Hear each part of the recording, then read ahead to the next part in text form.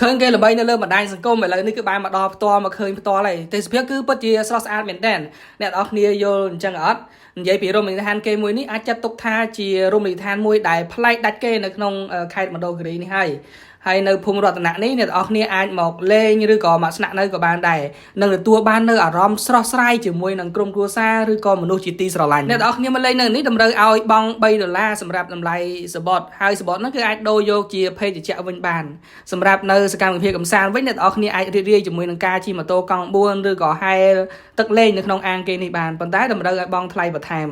អ្វីដែលខ្ញុំលងស្នេហ៍នៅទីនេះគឺបរិយាកាសដ៏ស្រស់ស្រាយនិងទេសភាពភ្នំនេះតែម្ដងអ្នកនរគ្នាមើលទៅអូវ៉ាវចំណែកឯសំណង់ស្ថាបត្យកម្មគេវិញគឺស្រស់ស្អាតមិនធម្មតាទេស៊ីជាមួយនឹងធម្មជាតិនឹងហ្មងគឺមើលទៅគឺពិតជាតាក់ទាញមែនតើហើយបើបានមកសម្រាប់លំហែកាយនៅនេះវិញណាគឺនឹងអាចទទួលបានអារម្មណ៍ស្រស់ស្រាយពោពេញទៅដោយធម្មជាតិបៃតងខ្យល់បក់មករំភើយបានមកលេងម្ដងណាដឹងតែមិនអាចបំភ្លេចបានទេ